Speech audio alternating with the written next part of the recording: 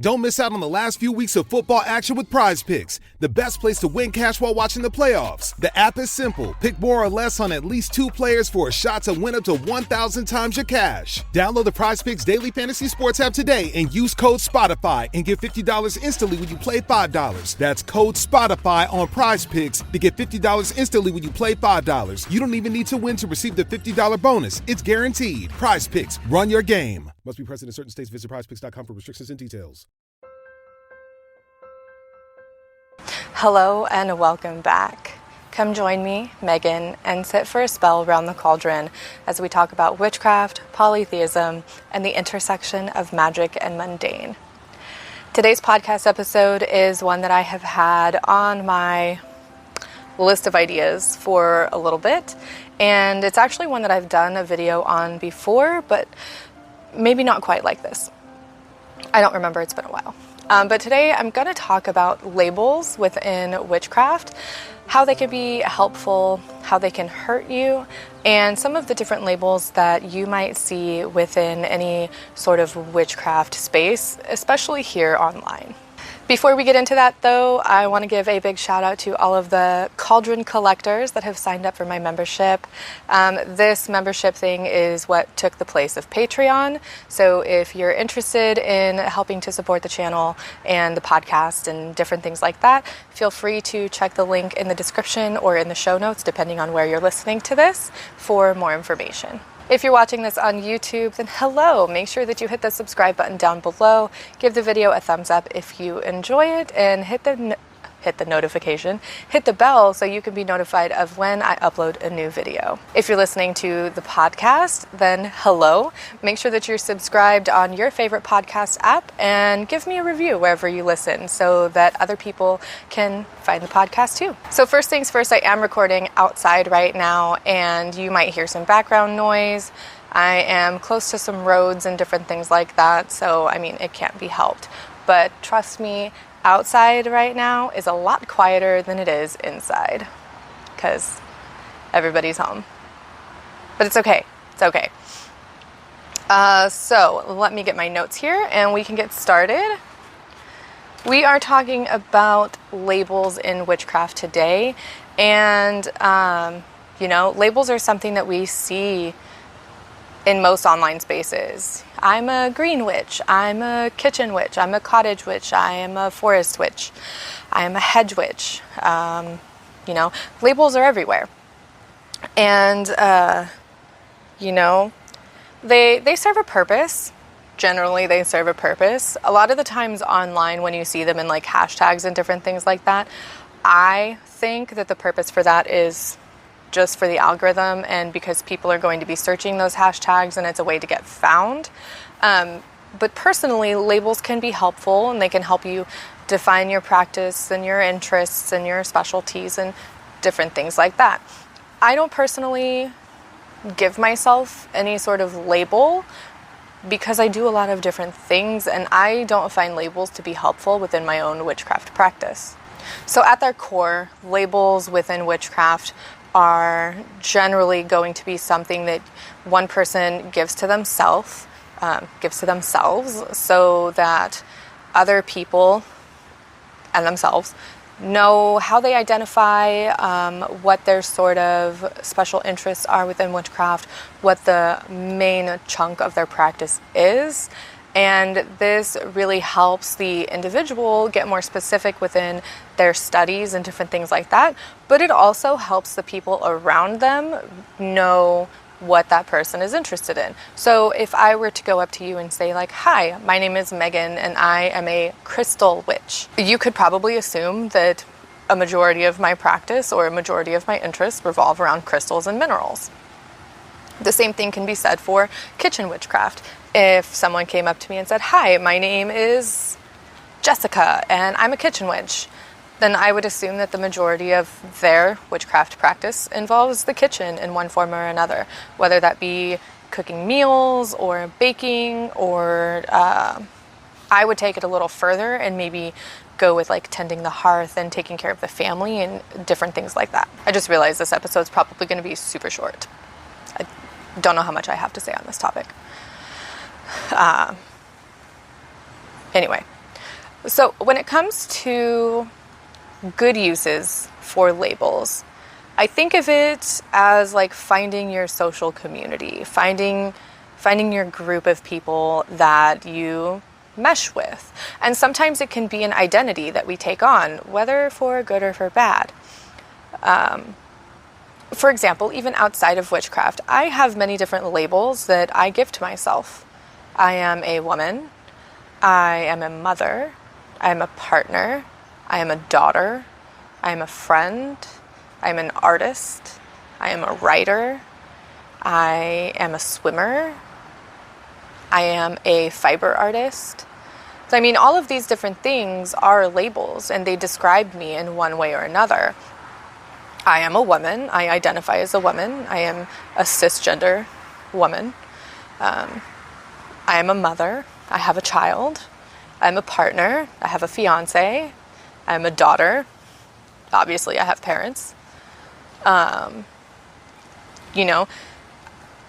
the labels like fiber artist and writer, those describe things that I do and things that I'm interested in. I crochet and I write crochet patterns and I create things out of yarn and different fibers. It's one of my interests, one of my hobbies, and one of my passions. I'm also a writer. I write different articles and blog posts, and I get paid to write for other people. This is something that I enjoy doing, usually. But these are different labels that I give to myself or that have been given to me outside of witchcraft. So if you correlate them together, I think that's a good way to describe it. The purpose of a label within witchcraft is similar to the labels that you give to yourself or that are given to you outside of witchcraft. They help you identify yourself among a group of people. They help you find people that have similar interests to you. They help you narrow down your interests. If you are a witch but you're not interested in herbs, then you probably wouldn't call yourself a green witch because you don't care about herbs and you don't grow a garden. But on the other hand, maybe you're really interested in spirit flight and astral projection and traveling to the other world and different planes of existence. So then maybe you would give yourself the title of hedge witch because that's a majority of your practice. And I have seen people use many different labels at once to describe themselves and the different types of witchcraft that they're interested in. Like, someone is a green hedge, cottage, kitchen, sometimes crystal witch, which is a mouthful. But, I mean, when we talk about these things, I guess I should mention that the majority of the time that you're going to see these labels or hear these labels talked about is in an online space where we sort of need to identify ourselves. Generally, it's going to be in like your Instagram bio, or it's going to be like based on the type of content that you post. Maybe you are a green witch and you only want to post about your garden or the herbs that you use and how to grow things and how to use them in your practice, and different plant allies and plant spirits that you might work with. That's another sort of reason why people might give themselves a label within witchcraft, is to help them narrow down the content that they post online and find other people that post similar content. And in that same vein, it's kind of a double-edged sword. Something on my face. Because while labels can help you narrow down like your niche, the content that you want to post online, I find that it can be hurtful as well. Especially if you're like, if you have a podcast or a YouTube channel or something and you're trying to grow that. If someone comes to your channel or your Instagram account, we'll use Instagram for example. If someone comes to your Instagram account and they see you post nothing but green witchcraft, herbs, and your garden and things like that, but you want to branch out and you want to post more about other things that you're interested in, and you start posting about crystals or spirit flight, there are going to be people that don't want that. There are going to be people who only followed you because of what you posted about herbs in your garden. And so I sometimes feel like the labels that we give to ourselves or have given to ourselves in these online spaces can be constrictive. And this is where I'm getting into sort of the negative side of giving labels. Sorry, there's a plane. Oh, that's a helicopter. I'll just take a drink of my coffee. What was I talking about? Niching down, posting your content.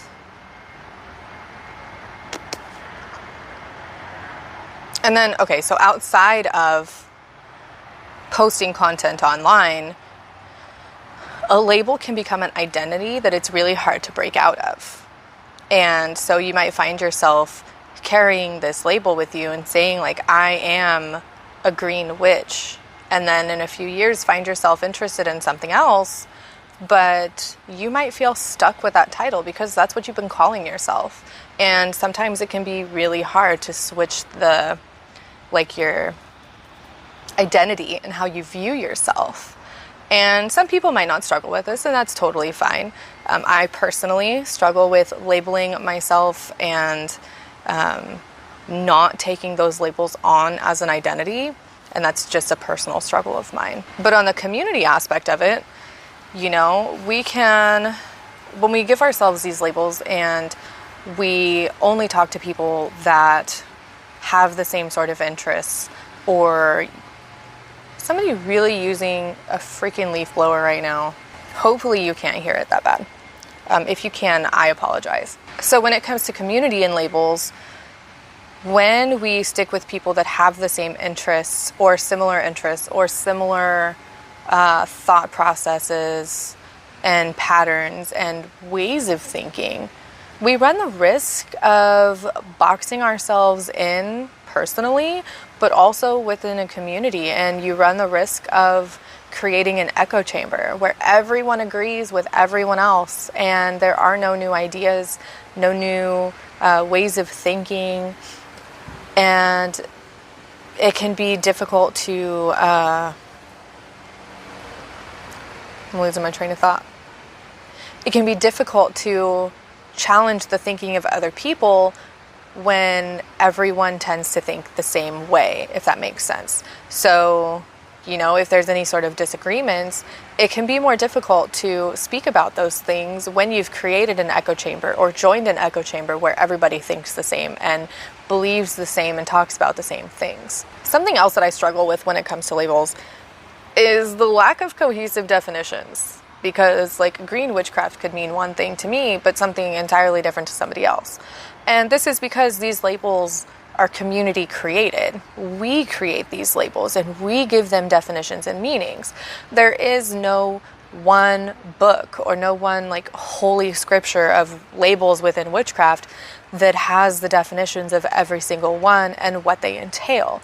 So I could say I'm a green witch, but what I mean by being a green witch is being eco-friendly and eco-conscious, using the things that I have around me and not purchasing from big box stores, and being green in the terms of environmentalism and eco-friendly living. Whereas somebody else's definition of a green witch could be that they garden a lot and they have like hundreds of herbs at their disposal that they have bought or that they have grown themselves. So while these labels can help us define our practices for ourselves, when we get into community, if not everybody's on the same page, it can create discourse and arguments and disagreements or confusion because people are looking for one thing, but they find something else. And I've never really been one to like to label the things that I do anyway, outside of like the many hats that I wear as a person. Because I tend to take those things on and they become part of my identity. And as I've said in a different video, I don't know if that video has gone live by the time this is being posted or not, but it is the hashtag more than a witch video questionnaire type thing that I did on YouTube. If I've already posted it, I'll leave a link in the description and in the show notes. But what was I talking about? But yeah, I tend to take those things on as my identity because of my mental health, and I do mirror a lot, and I do a lot of masking, and I have struggled lately with my mental health and trying to figure those things out. Like, the lack of focus and concentration is one thing, and I have recently been semi-diagnosed with ADHD. Nothing official, and my psych is, we're doing something. But those labels, like, they stick to me and they become who I am. And so one thing that I'm conscious about of myself is not giving myself too many labels, because then when those things change, because they definitely will over time, as I grow and change and learn more about myself and my beliefs and my practices, I don't feel stuck to it, and I don't feel like I have to struggle to let that label go. One thing that I have personally struggled with lately, as far as labels go, is the label of Irish paganism, the label of being an Irish pagan. For reference, anybody watching this that doesn't know, that doesn't refer to where I'm from, just the deities that I connect with. I am not an Irish person. I am an American, a USonian, if you will. But leaving that label behind and just focusing on being a polytheist at this point, or a pagan at this point, because I am having more and more experiences outside of Irish deities, even outside of Celtic deities. My interests have sort of expanded, and they are growing and changing. So I held on to the label of Irish paganism for a while, but here lately I'm finding myself broadening that label a little bit and going for more of just Celtic paganism outside of just Ireland specifically. And who knows, over time that may even broaden even more to just paganism or polytheism.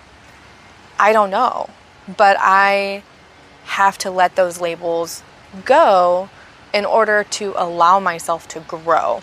And that's another thing that I have issues with labels, is we get so stuck in these labels being who we are and what we're interested in, that when it comes time for us to grow, and when our interests and things have sort of shifted, we don't know where to go next, because we've been so focused and we've had tunnel vision on this one aspect of ourselves and our practice, that everything else is just sort of there, right? And when you niche down so far, you can kind of lose yourself and lose your footing in where to go next when you're ready for the next step, no matter what the next step is. All right, so it's starting to get progressively more noisy outside as more people are out and about, and I guess it's a lawn day for everybody. So we're going to go ahead and wrap up this episode here really quick. I just want to give some examples of labels that you might see and what I think they mean. So you have like eclectic witch. An eclectic witch is somebody, in my opinion, that sort of takes from a bunch of different paths and creates their own. They may have an interest in one thing one day, and then they don't care about it in like 2 weeks, and it just doesn't work for them anymore.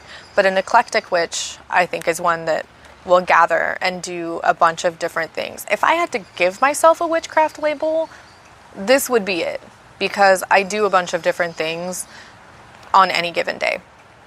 The next one that I have written down is kitchen witch. I talked about being a kitchen witch already. For me, that is somebody that does most of their witchcraft in the kitchen, baking, cooking, tending to the house, hearth and home, different things like that. Then there are people who are water witches, who do most of their witchcraft and most of their practice revolves around working with water and swimming and sacred waters and different things like that. Then you've got crystal witches. I've seen this hashtag on Instagram so many times because people love crystals. Love crystals. But a crystal witch, in my opinion, is one that works primarily with crystals and minerals and the earth. Then like a green witch. I talked about green witch already. Green witch, generally, like the broad definition of a green witch, in my opinion, is someone that works with herbs and and has a garden, and generally does most of their work outside, or works with the energy of the earth in their practice. And the last one that I have written down is hedge witch. And a hedge witch for me is someone that does a lot of spirit flight and travels to the other world on a regular basis and does a lot of their work in spirit with their fetch and their familiar. So that is it for today's episode. I'm sorry that it was a bit short. I was hoping I would have a bit more time to record outside before it started to get noisy, but I think that I said everything that I originally planned on saying. If I left anything out, I'll just make a whole new video and podcast about it in the future. If you want to check out my older video that I did about witchcraft labels and what they kind of mean, I will leave a link to that in the description and in the show notes. If you're looking for a community, don't forget to join me over on Discord. The link for that is in the description and the show notes. Also, if you'd like to help support the channel and the podcast and everything that I do around the cauldron, feel free to join me and become a cauldron collector for as little as $2 a month. You get first access to everything that I create, usually. And then I also have a members only forum where you can come and ask questions, hang out, chat, and it's more private and close-knit and things like that. I think that's it. I don't have a tarot card for this month because I'm outside and I forgot my tarot cards and I'm not going to go get them. So yeah. And with that, I will see you and talk to you next time. Bye.